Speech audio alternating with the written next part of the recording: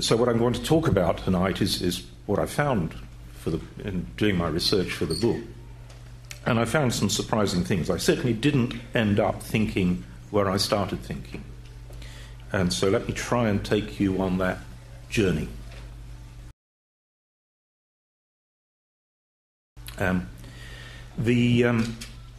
let me start with something sort of fundamental, which is what drives migration, and what do we know about it? Right? And there's a lot of sort of loose thinking that migration is sort of inherently bound up with globalization. Right? A lot of stuff in the newspapers about that. Even the Financial Times, it's all, migration is just part of the globalization process. No, it's not. Right? That's just bullshit. Right? Just to give you one indication of that, over the last 60 years, if we look at migration amongst the developed countries, right? So rich countries to rich country migration, in absolute terms, it's completely flat over the last 60 years. As a proportion of population, it's gone down, despite the last 60 years being the big growth of flows of trade and of flows of capital. Right? So this sort of loose idea that everything's moving around, and that's what we mean by globalization, no. Right? It's just not true. We've got to separate out. Trade's gone up enormously. Capital flows have gone up from pretty well zero to quite big. Pretty problematic sometimes. Right? But migration amongst the developed world has basically gone down. Right? What's gone up, and gone up at an increasing rate, is migration from poor countries to rich ones. And that's the subject of Exodus. It's the migration of people from poor countries to rich ones. Right? Now, what drives that migration from poor to rich? Turns out it's pretty straightforward. It's fundamentally an income gap. There's a bit more to it than that. In one sense, there's a very important additional mechanism, but basically it's an income gap. Is there much feedback from migration onto that income gap? No. Not at either end, actually. Migration from poor to rich doesn't really drive down incomes in the rich. It doesn't drive up incomes in the poor, to a first approximation. The income gap is just sort of exogenous to the migration process, but the migration process is driven by the income gap. The income gap is starting to narrow, but it'll take some time. You've got a bunch of countries, really important countries like China and India, which are converging really pretty rapidly on the developed world. And that's great. I mean, we want convergence of incomes. We're starting to see that even in the poorest countries, right? Helped by the fact that the rich countries have managed to turn their growth rates negative, so converging from each side. But it will take a lifetime before the poor countries catch up enough. Right? And so what we're seeing is a disequilibrium, a temporary disequilibrium of epic proportions. Right? If you could come back in a century, there won't be anything like this gap. And therefore there won't be anything like this much migration pressure.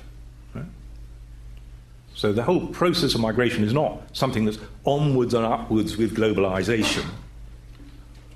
In 100 years, we will not be living in a world where everything is just swirling around like atoms. Right? We'll be back to rather stable populations. But for the moment, we're in this mega disequilibrium.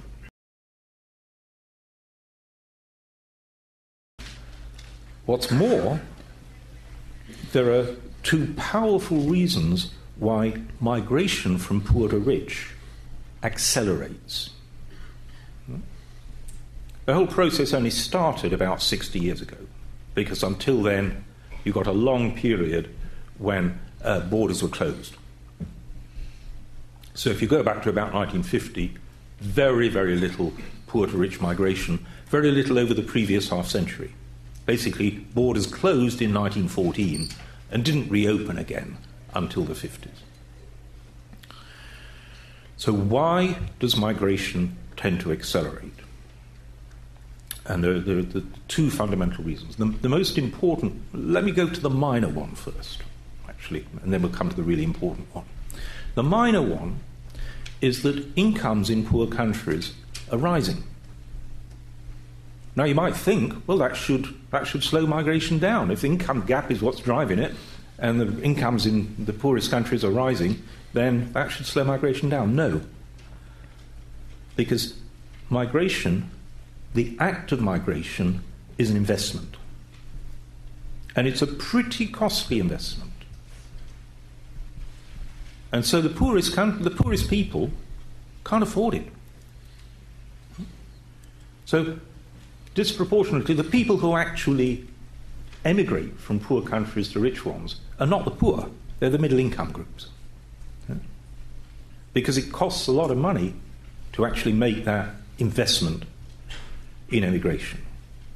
And so as incomes rise, we're still in a phase where the financing effect, the ability to finance that investment, outweighs the fact that the income gap is a little bit less than it was otherwise. So that's the minor reason why migration accelerates. More and more people are able to finance the costs. But the really powerful reason is that the single most powerful influence on migration is the existence of diasporas.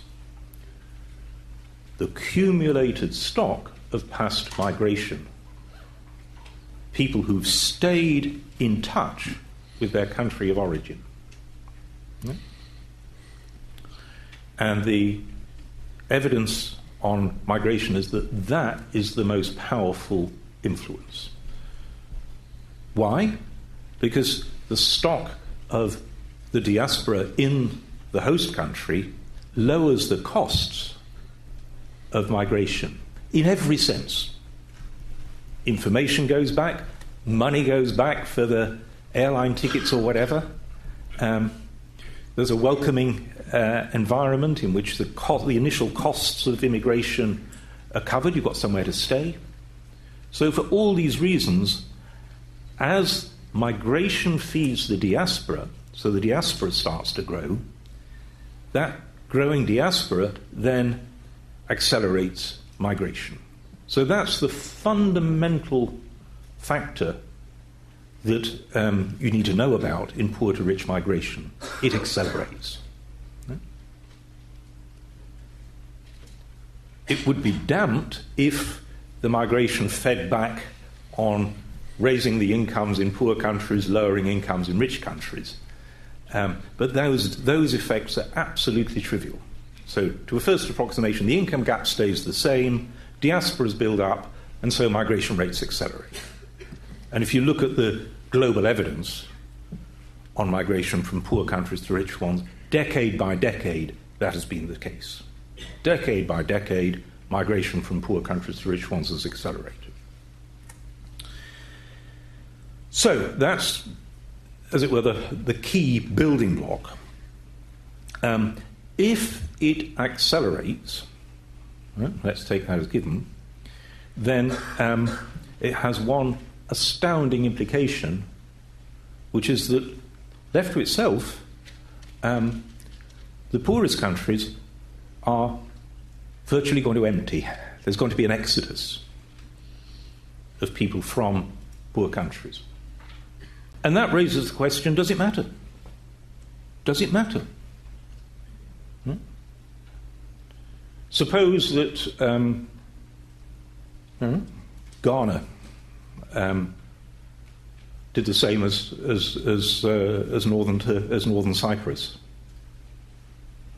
Most Ghanaians left Ghana, went to America, Europe, whatever, Australia. Would that matter?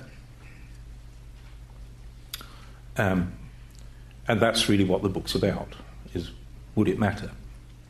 And in other words, can there be too much migration as well as too little? And the book's going to conclude that yes, there can be too much migration, poor to rich, as well as too little. And there's a happy medium. There's a, as it were, an optimum amount of emigration from poor to rich. Optimum for whom is the next point. So we're now going to look at the countries I work on, which in case of migration is the countries of origin, the poor countries. Some migration is unambiguously better than no emigration.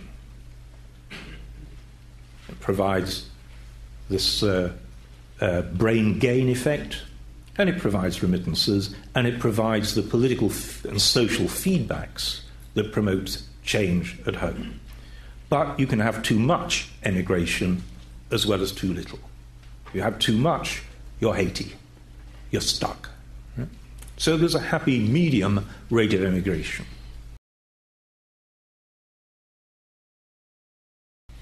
Let's have a look at the host countries now. So the high-income countries where people come to.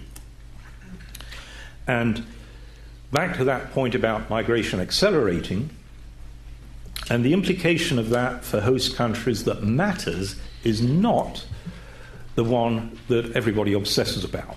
What everybody obsesses is what's the effect on wages. Right? And the effect on wages turns out to be trivial beyond belief, basically. There's basically no evidence that immigration drives wages down. If anything, it pushes them up, but not by much. It's a wholly second-order effect. The key group whose wages do get driven down by immigration are the existing stock of immigrants, because the people who immigrants really compete with is each other.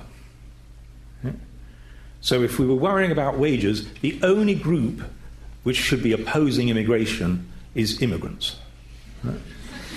But the real conclusion from that is that the wage effects are just second order. So what is first order? And I think first order is the effects on diversity. What immigration clearly does is increase social diversity. And some social diversity is better than no social diversity, but I'm going to argue you can have too much diversity as well as too little. Why is some diversity better than no diversity? There are two gains from diversity.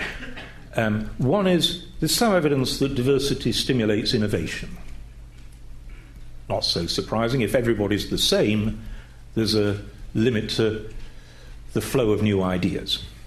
So diversity stimulates innovation.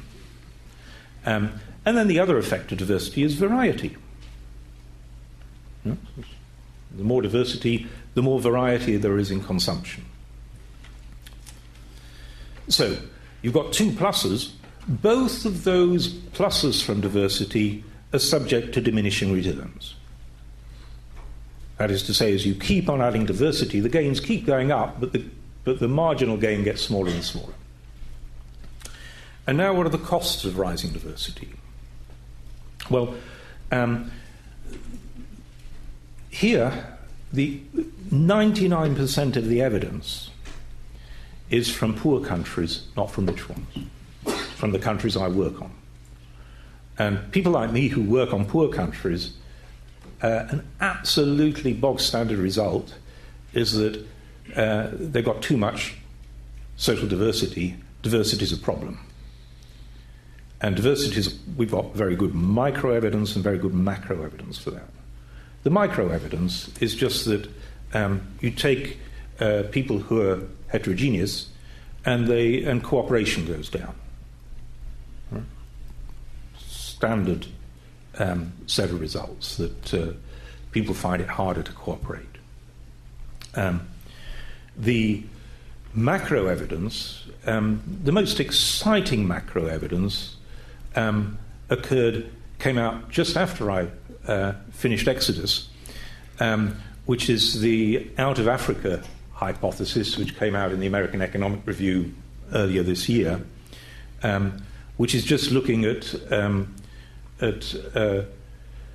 cultural diversity country by country around the world, and what they show from that. They relate that both to the level of income and the growth of income, that there's an optimal amount of cultural diversity. You can have too little cultural diversity, you can have too much. Yeah?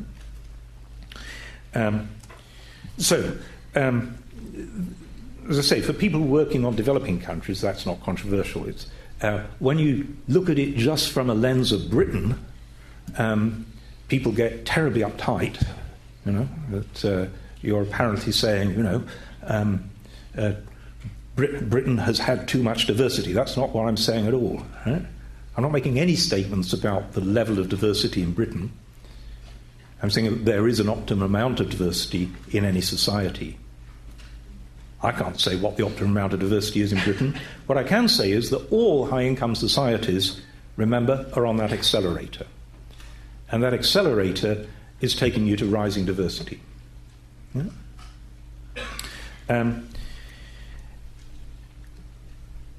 When I wrote Exodus, near the end of writing it, a hypothesis sort of jumped out of what I was writing, but I wasn't able to test it. And here's the hypothesis that so immigration is increasing diversity, but what's reducing diversity is the rate of absorption of immigrants into society.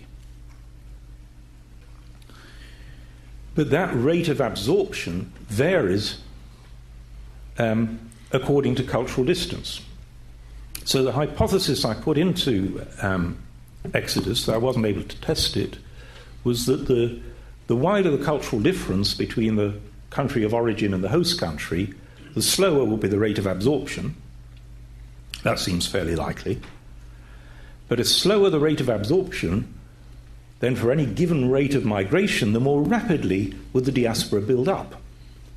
Right? You've got migration feeding into the diaspora, absorption draining out of the diaspora, as people like me absorb. And so the wider the cultural distance, the more rapidly the diaspora would build up. Why does that matter? Well, remember where we started. The diaspora is the big accelerator of migration. Right? So the hypothesis in Exodus was, well, that must imply that the more culturally distant groups of immigrants, the diasporas absorb more slowly, and so the rate of immigration accelerates more rapidly. And that means that the diversity of society the society becomes more diverse because the more culturally distant groups are growing more rapidly than the culturally proximate groups. So in Exodus, that was just a hypothesis. With my colleague Aga Huffler, thanks to the Out of Africa new data set, we've actually been able to test that. And to my utter amazement, it jumped off the econometric results straight off. So that will be the next article, as it were, that you're getting a foretaste of that.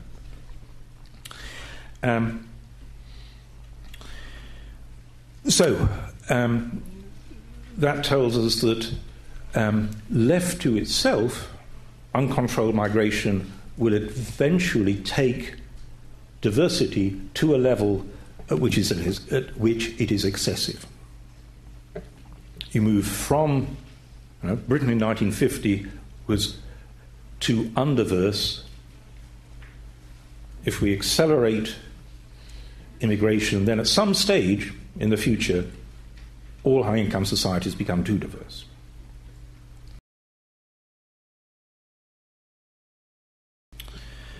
So, now let's turn to policy in my last 5 minutes. And there's only one, remember there are two effects of migration, the effects on the poor countries and the effects on the high-income countries.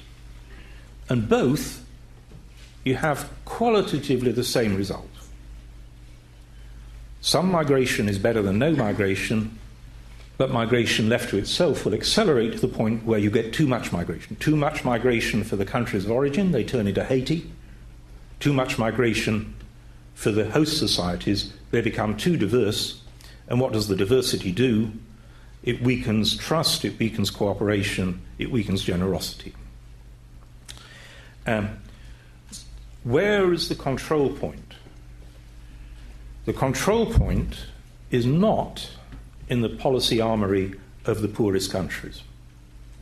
No poor country can or should control the rate of emigration. The only country that really controls its rate of emigration is North Korea, and we don't want to see, that is not a policy recommendation, right?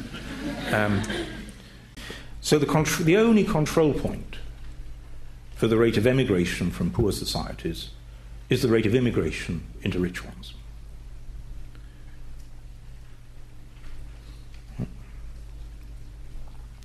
And so part of what Exodus is about is trying to move to a more intelligent discussion of immigration controls in rich societies. That if we care about poor countries, we've got to move on from the proposition that any immigration controls are just a load of racism. Right? Immigration controls are going to be a feature of this disequilibrium phase until the poorest countries catch up. Right?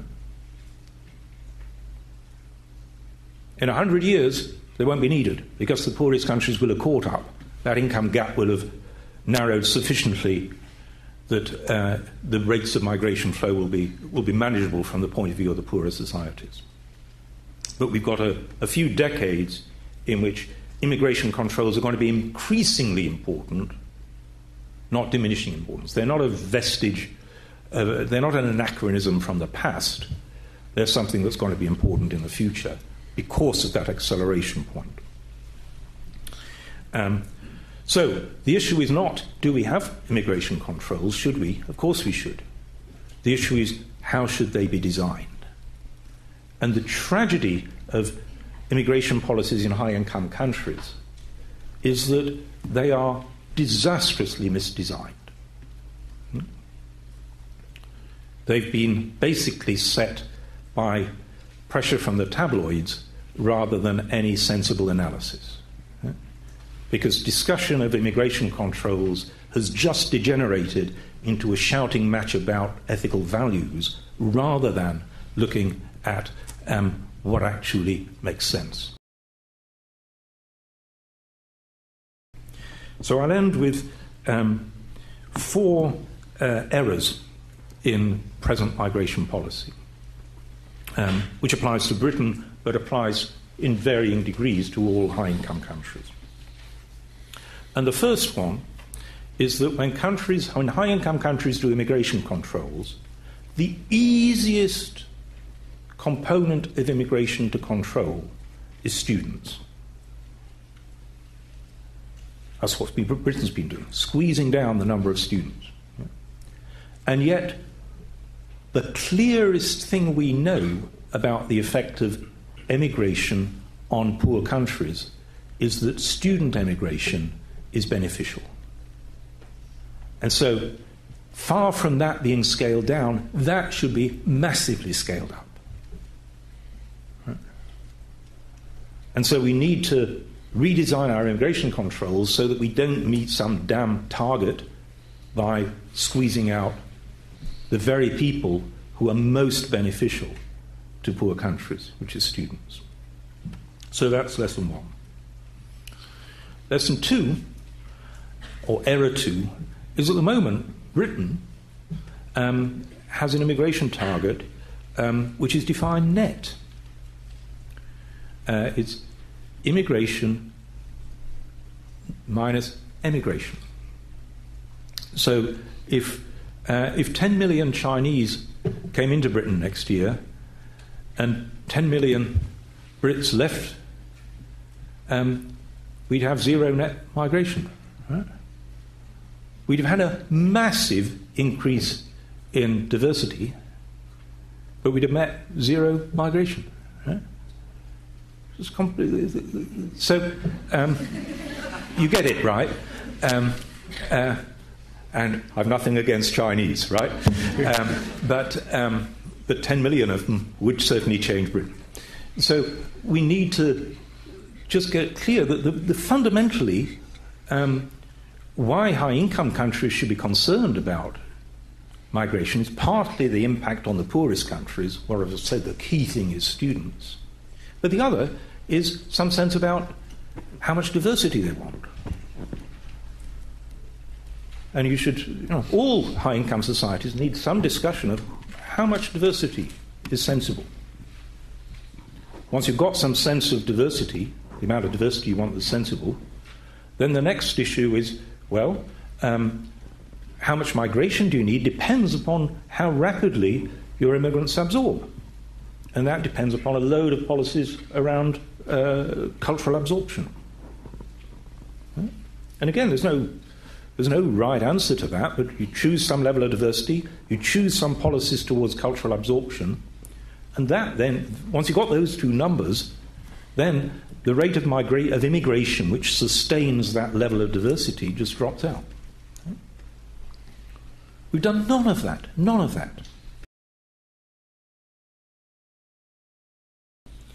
Let me close with actually one final concern, which is going to be controversial. And this is emigration from countries which are in conflict, which are basically fragile and failing states. And what should we do there? And in Exodus, I have two proposals. One you'll all like, and one you'll all hate. And the one you'll all like is that we must have generous asylum. Countries that are in the throes of conflict and violence, it's a vital matter that people can get out and be kept safe. And so we need a more generous policy towards asylum. And let me close with the bit you'll all hate. But I see it all the time because a lot of my work is with the governments of post-conflict societies. And their desperate problem is how do they get their skilled people back? And the skilled people are the ones who've left. Of course, the poorest people in conflict zones, they don't come to high-income countries. They stagger across the border into a refugee camp. It's the elites that are able to get out to the high-income countries. And that's fine. It preserves them. It gives them a chance to accumulate human capital. But then, post-conflict, those elites face a coordination problem. Their governments say to them, please come back. Okay? And going back is a scary proposition. I wouldn't be surprised if there are plenty of you in the audience with just that dilemma. Okay? But it is a coordination problem. It's a whole lot less scary if a lot of people go back together than if only a few go back. Okay? And so the controversial proposal in Exodus is that those asylum rights for people fleeing conflict zones should actually be time-bound and related to conditions in those conflict countries. When the conflict ends, the rights of residents should taper. Now, it's important that that is done ex ante rather than ex post, because if people come to high-income countries knowing that when the conflict's over they're going to go back, they're more likely to run their lives in a way that makes that manageable. But that is the controversial conclusion of Exodus, that The ultimate development challenge is the rebuilding the post-conflict countries. And for that, their big resource, their sovereign wealth funds, is their human capital out of the country. And at the moment, that human capital is not going back. What are the solutions to the Lampedusa tragedy? And I should say the Lampedusa tragedy is just one incident. Something like 17,000 people have drowned trying to get to Lampedusa. So one boat hits the headlines, but there's 17,000 people have drowned trying to reach there. Right? So clearly present policy is just unacceptable. We've got to rethink. So how can we rethink? Well, one possibility is just put on a ferry, let people come. Right? The only problem with that is everybody would come. Right? Remember that 40% figure? It's basically saying poor societies are going to empty. They're going to empty of their brighter, more energetic people. So that sounds nice, but it isn't. Right? So what's the alternative? The alternative is to change the structure of hope. At the moment, if you're poor in Niger or Eritrea,